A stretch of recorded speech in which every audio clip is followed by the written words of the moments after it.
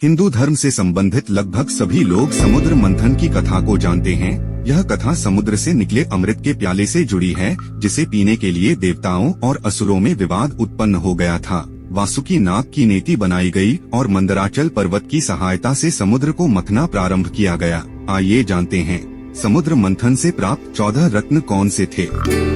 Number 1, हलाहल विष। समुद्र मंथन से सबसे पहले हलाहल विष निकला, जिसकी ज्वाला बहुत तीव्र थी। इसे महादेव शिव जी ने ग्रहण कर लिया। हलाहल विष के प्रभाव से शिव जी का कंठ नीला पड़ गया, इसीलिए महादेव को नीलकंठ भी कहा जाता है।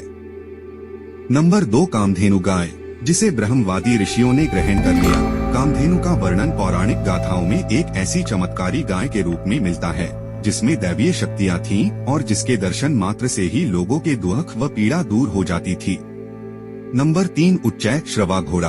पौराणिक धर्म ग्रंथों और हिंदू मान्यताओं के अनुसार इसे देवराज इंद्र को दे दिया गया था। उच्चैश्रवा का पोषण अमृत से होता है और इसे घोड़ों का राजा कहा जाता है। नंबर 4, ऐरावत हाथी। ऐरावत देवताओं के राजा इंद्र के हाथी का नाम है।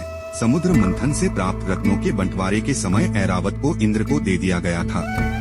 नंबर 5, कौस्तुभ मणि, जिसे भगवान विष्णु ने अपने हृदय पर धारण कर लिया। यह बहुत ही चमकदार थी और ऐसा माना जाता है कि जहाँ भी यह मणि होती है वहाँ किसी भी प्रकार की दैवीय आपदा नहीं होती है। नंबर 6, कल्पवृक्ष। हिंदू पौराणिक मान्यताओं के अनुसार यह वृक्ष सभी इच्छाओं की पूर्ति करने वाला वृक्ष था। देवताओं के द्वारा इसे स्वर्ग में स्थापित कर दिया गया। नंबर 7, रंभा नामक अप्सरा। वह स्वयं ही देवताओं के पास चली गई। बाद में देवताओं ने रंभा को इंद्र को सौंप दिया, जो उनके सभा की प्रमुख नृत्यांगना बन गई। नंबर 8, समुद्र मंथन के दौरान 8वें नंबर पर देवी लक्ष्मी प्रकट हुई। क्षीर समुद्र से जब देवी लक्ष्मी प्रकट हुई तब वह खिले हुए श्वेत कमल के आसन पर विराजमान थी, जिन्होंने स्वयं ही भगवान विष्णु का वरण कर लिया। नंबर 9, वारुणी अर्थात मदिरा। भगवान विष्णु की अनुमति से इसे दैत्यों ने ले लिया। वास्तव में वारुणी का अर्थ मदिरा है और यही कारण है कि दैत्य हमेशा मदिरा में डूबे रहते थे। नंबर 10, चंद्रमा, जिन्हें भगवान शिव ने अपने मस्तक पर धारण कर लिया। नंबर 11, पारिजात वृक्ष। इस वृक्ष की विशेषता यह थी कि इसे छूने से ही थकान मिट जाती थी। यह वृक्ष भी देवताओं के हिस्से में चला गया। नंबर 12, पांचजन्य शंख। इसे भगवान विष्णु ने अपने पास रख लिया। इस शंख को विजय का प्रतीक माना गया है। यह भी मान्यता है कि जहाँ शंख है वहीं लक्ष्मी का वास होता है। इन्हीं कारणों से हिंदुओं द्वारा पूजा के दौरान शंख को बजाया जाता है।